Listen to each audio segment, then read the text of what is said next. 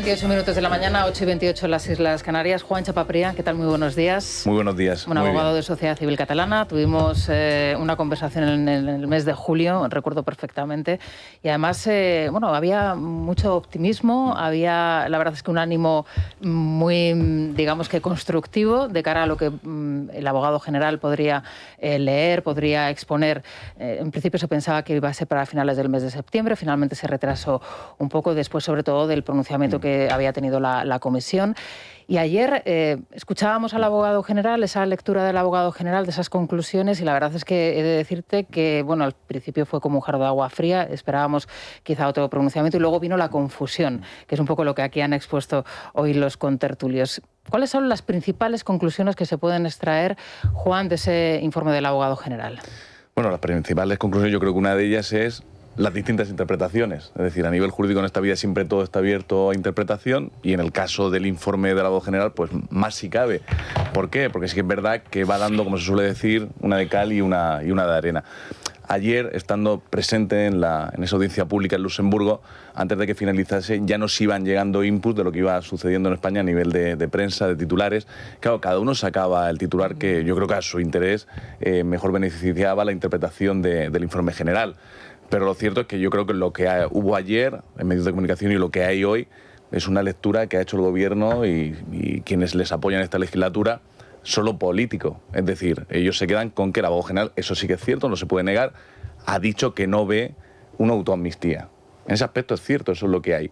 Ahora, con la cuestión de la malversación, no estoy en nada conforme con lo que se está diciendo. Sé que hoy, por ejemplo, ya hay algunas crónicas, algunas editoriales que ya sí que matiza, porque lo cierto y la verdad es que lo que dice el abogado general con respecto a la malversación es que como se ha producido, dice que no hay malversación porque no se comprueba que hayan fondos europeos afectados. Ya, porque no se ha comprobado. Es que el objeto en el Tribunal de Cuentas no era comprobar si habían fondos europeos que estuviesen en peligro, porque no era eso objeto de investigación al Tribunal de Cuentas. Entonces, yo creo que hay mucha interpretación, yo creo que deja una puerta abierta a que la causa, una vez que haya sentencia, se vuelva con unas diligencias finales al Tribunal de Cuentas, porque la tutela judicial efectiva ha sido vulnerada procesalmente en España con esa ley de amnistía si entrase en vigor aplicándose al procedimiento del Tribunal de Cuentas. Bueno, aquí lo que tenemos que dejar claro es que lo que dice el abogado general no tiene por qué ser, digamos, que norma ni cumplido al 100%. Sí que es verdad que hay un alto porcentaje de posibilidades que así sea, debido a la experiencia que se tiene anteriormente, pero también hay otras dos cuestiones que me gustaría plantearte, y son los casos, las causas abiertas, Tribunal de Cuentas, Audiencia Nacional, la cuestión de la malversación, la cuestión de los CDR.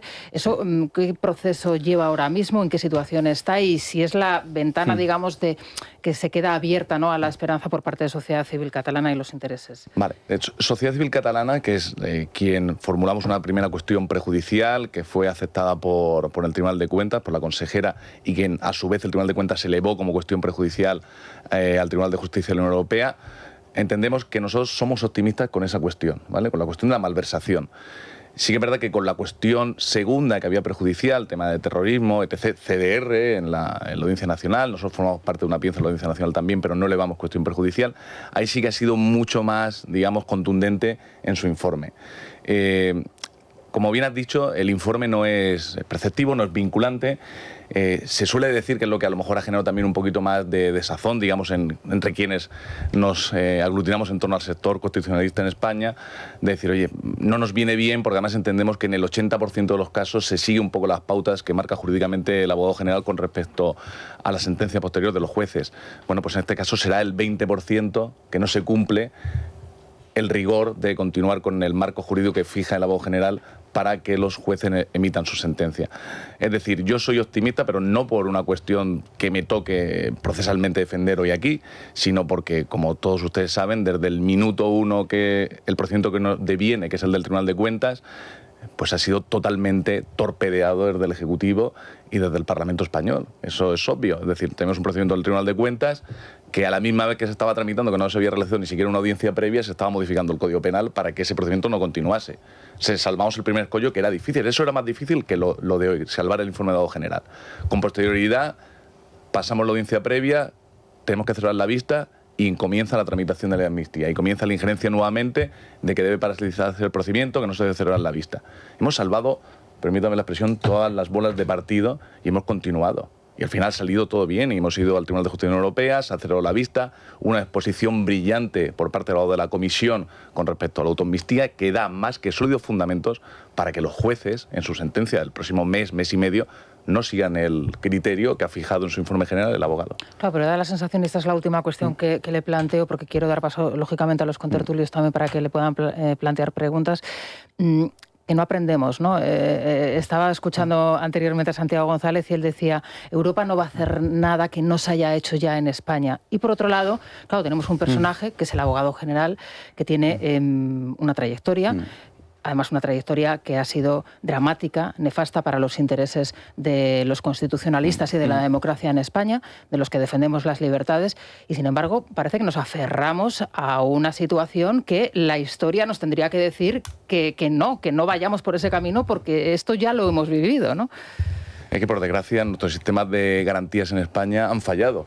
Han fallado, pero no porque las instituciones fallen, no porque la independencia judicial falle, sino porque tenemos un gobierno y una coalición de gobierno, de socios que la acompañan en esta legislatura, que han ido directamente a entrar en colisión con lo que son nuestras instituciones y la independencia judicial. Claro, en ese aspecto, claro, es que no podemos hacer nada.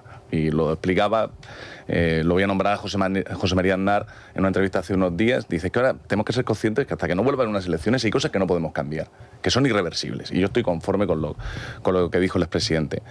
A partir de ahí, las instituciones europeas, pues las instituciones europeas tienen que cumplir una labor, y hoy la única esperanza que nos queda es el fallo de resolución definitiva de los jueces del TJUE. Yo, como he dicho, y no voy a cansar de repetirlo, soy optimista en lo que vaya a pasar. Yo soy de los que piensan que ese 20% en las veces que discrepa el informe con la sentencia posterior de los jueces, en este caso se va a cumplir. Entre otras cosas porque, si no, yo creo que son conscientes también en Europa de la difícil tarea que pueden tener por delante en casos análogos que puedan pasar en otros Estados miembros. Yo creo que una ley de amnistía, como se ha configurado aquí, que pueda tener un encaje jurídico y que pueda el abogado general, incluso algunos jueces, pensar que no entra en colisión la autoamnistía como se ha tramitado aquí, como se ha aprobado en España con los tratados y legislación europea, lo puede entender. Ahora, lo que tendrían que bajarse es al terreno y ver cómo realmente y por qué se ha aprobado esa ley en España. Como se ha aprobado esa ley en España, sí que no cumple con ningún parámetro, porque no había ninguna situación de conflicto. Porque más allá de que en el Parlamento español, es decir, en el Congreso de los Diputados, no hubiese directamente un diputado que se beneficiase, lo que es cierto y verdad y es innegable es que esa ley se aprueba porque determinados responsables políticos, al margen, es decir, sin acta de diputado, se beneficiaban y eran quienes daban las instrucciones a sus diputados para llegar a ese pacto. Eso está claro, y eso no puede tener encaje en unas democracias modernas como las que formamos parte de la Unión Europea. Y yo creo que el TJUE, quiero pensar que fallará en consecuencia. Maite Rico. Sí, a mí lo que me ha sorprendido de la sentencia es la frase esa de que parece haberse aprobado la ley de amnistía, dice Spillman, en un contexto real de reconciliación política y social y no constituye autoamnistía. Yo a esto no le veo un pronunciamiento jurídico, le veo un pronunciamiento esencialmente político. Es más, me parece casi de argumentario del gobierno. Entonces, me sorprende que un abogado use estos argumentos políticos de parte. No, totalmente, pero totalmente de acuerdo. Es decir, ahí no hay ninguna fundamentación, ni ningún tecnicismo jurídico, ni procesal. Hay una valoración personal, que además es una valoración política. Una valoración política alejada de la realidad que vivimos todos los españoles, que venimos viviendo en los últimos años, y que es una realidad simplemente, digamos, de alegato de una parte. Que eso va, la contra es, aquí tiene usted los 7 votos. O sea, que es la evidencia, bueno, es otra, por eso, ¿no? Que en ese caso concreto, sin querer entrar a valorar al abogado general, entre otras cosas porque para mí, por motivos obvios, siendo parte del procedimiento, no puedo hacerlo, pero sí que es verdad que ha cogido alguna línea argumental, ¿no?, de lo que viene diciendo el gobierno y sobre todo lo que vienen diciendo los separatistas, ¿no?, que es una cuestión simplemente de reconciliación. Y en el proceso, no sé dónde está ahora, la reconciliación. frente al tribunal, vosotros podéis alegar algo ya, ¿no? El informe va y ya es el propio tribunal el que... Ya no cabe, ninguna de las partes pueden ya dirigirse al tribunal. ¿Cuál es el escenario, buenos días, cuál es el escenario más optimista? Ahora, si una resolución final os da la razón, a partir de ahora, ¿esto dónde volvería? ¿El Tribunal de Cuentas? Exacto. Es decir, nuestra valoración, y no digo la más optimista, porque la mía particular, a nivel jurídico, no personal, a nivel jurídico más optimista, sería una propia sentencia que reconozca también todos los fundamentos rigurosos que expuso el abogado de la Comisión Europea con respecto a la autoamnistía. Y quiero pensar que puede pasar. Ahora tenemos tenemos un informe general, que es el que estamos valorando por el abogado del Tribunal de Justicia de la Unión Europea, que es de lo que se basa hoy para emitir a los medios de comunicación una situación de éxito por parte del gobierno y de sus socios. Por eso están un poco exultantes, aunque cautelosos, porque saben que la cosa puede cambiar mucho con la sentencia. Pero mi optimismo va hasta, por la fundamentación jurídica, a que pueda esa sentencia reconocer que ha habido una autoamnistía. Y yo creo que eso puede ocurrir en la sentencia. Y yéndome simplemente al plano de lo que hoy puedo valorar jurídicamente con ese informe, es que la causa, por la cuestión de malversación, vuelva otra vez como diligencias finales al Tribunal de Cuentas. Y sinceramente creo que es lo que va a pasar al 90%. Eso, en resumen, ¿en qué se trasladaría? Que Carles Puigdemont no podría volver a España durante el 26. Luego ya que a lo mejor el Tribunal de Cuentas, con sus diligencias finales, al final no seamos capaces entre todos de conseguir demostrar documentalmente que han habido fondos de la Unión Europea afectados, eso ya será otra cuestión. Pero que la causa va a volver al Tribunal de Cuentas casi al 90%. Sí, pero estamos dándole mucha importancia a la intervención de ayer, vamos al informe, al dictamen, pero ya hubo otro previo de la comisión, sí, que estaba en dirección absolutamente contraria, con lo cual a mí sí me queda la esperanza de que el TJUE no necesariamente, aparte de que no es vinculante lo del señor Spielman, de que el TJUE tenga en consideración las otras cuestiones. Y lo que sí quería preguntarle era, hay una evidencia, que es que eso de que se ha solucionado el problema en Cataluña es mentira. Ellos mismos, la gente de Junts, dice, lo vamos a volver a hacer. Entonces, ¿dónde está solucionado el problema? Por eso yo quiero pensar totalmente de acuerdo con usted también en la exposición de decir, oye, vamos a ser muy claros. Ayer fue una situación de éxito, entre comillas, a nivel de comunicación para poder lanzar un mensaje positivo del relato del gobierno y de sus socios independentistas. Sí, correcto, no podemos negar la mayor. Pero el informe no es vinculante. Es decir, es que tampoco tenemos por qué cogernos solo a ese 20%. Es que los jueces hoy, sin a lo mejor haberse sentado a deliberar y redactar su sentencia, su fallo, que más o menos ya lo tendrán pergeñado, pues probablemente vaya a lo mejor muy alejado de lo que es ese informe, ¿no?, del abogado general. Y luego, pues oye, tenemos también que ser optimistas porque en Europa, evidentemente, esa ley se puede ver, evidentemente, como una autoamnistía, ¿no? Es decir, yo creo que se dan todos los parámetros para que así pueda ser reconocida, porque ya digo, es que el abogado de la Comisión Europea, que representa a todos los países miembros en el Parlamento, fue muy claro y muy contundente, que solo hay que coger uno de los fundamentos que dio para poder redactar la sentencia conforme a su intervención, para poder reconocer que ha habido una autoamnistía en España. Daniel Muñoz. Es un asunto muy farragoso, así que me gustaría concretar al menos dos dudas. Se plantea hoy la posibilidad, efectivamente, de que el Tribunal Supremo presente una cuestión prejudicial si no comparte la sentencia del TJUE en lo relativo a la malversación. ¿Esa decisión paralizaría el regreso de Puigdemont de manera inmediata? Eso por un lado. Y luego, por otro lado, nos ponemos en el siguiente escenario. El Tribunal de Justicia de la Unión Europea hace suyo, digamos, el dictamen del abogado general y el Tribunal Constitucional se basa en esa sentencia para resolver el recurso de amparo que presentó Puigdemont y en el que pide que el Supremo levante las medidas cautelares que pesan sobre él. ¿El Supremo debería ejecutar ese fallo del Tribunal Constitucional de manera inmediata? Yo creo que no, ¿eh? Yo creo que no, y yo creo que además el Tribunal Supremo, en este caso la Sala Segunda, va a esperar, como es obvio y tiene que hacerlo preceptivo, esperarse a la resolución del Tribunal de Justicia Europea. A posteriori, según como sea ese fallo, pues se elevará o no una cuestión prejudicial nuevamente al Tribunal de Justicia Europea con otras cuestiones que no se hayan tenido en cuenta en este procedimiento con respecto a la malversación. En cuyo caso, al final, estamos en la misma lectura de ayer.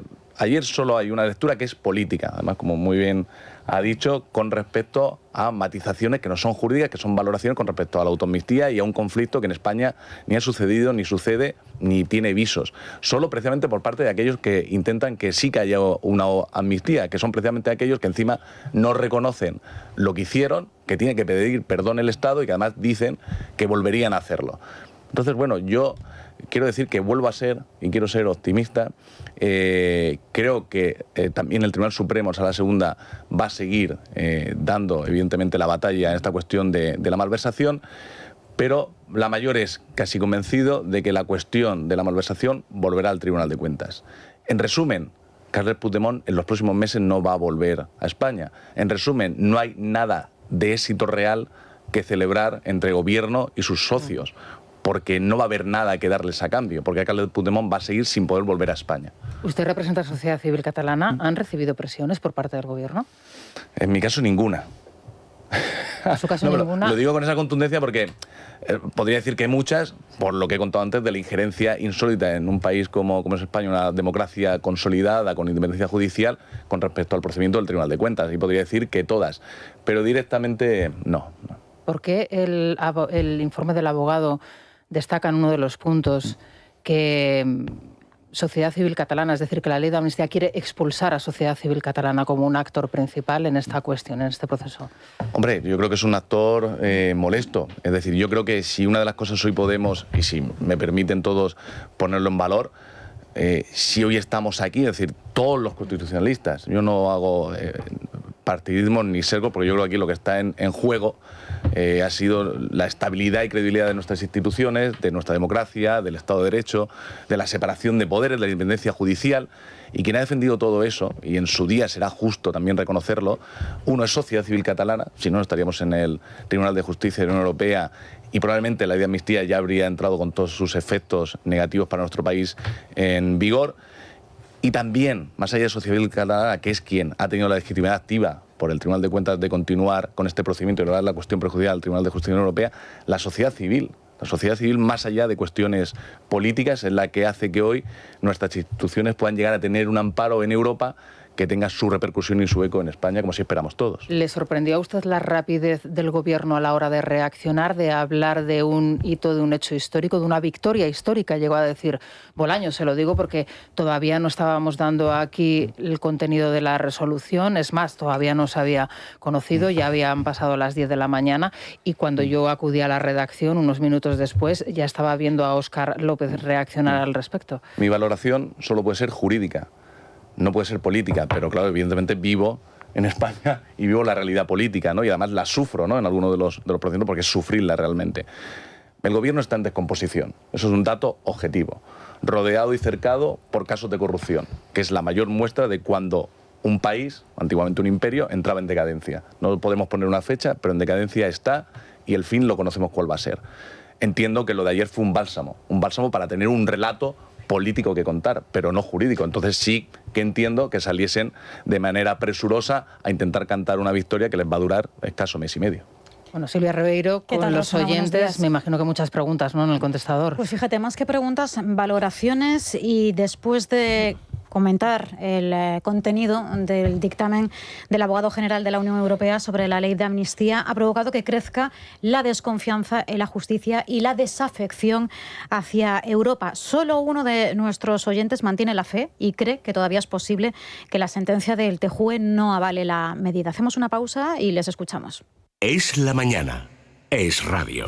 Bueno, es curioso, Silvia, porque nos comentabas que mucho comentario, mucha, digamos, pesimismo por parte de la audiencia después de conocer ayer esa información. Bueno, veremos a ver si siempre hay lugar para la esperanza, ¿no? Pero, sí. pero vamos a escucharles. Es uno de los oyentes el que la mantiene, porque la inmensa mayoría creen que la sentencia del TJUE dará la razón al gobierno y a los golpistas, como el abogado general, y que la consecuencia directa e inevitable será el regreso del fugado Puigdemont a España. Algunos están convencidos que incluso se comerá el turrón con Marcela, aquí, en Gerona. No creo.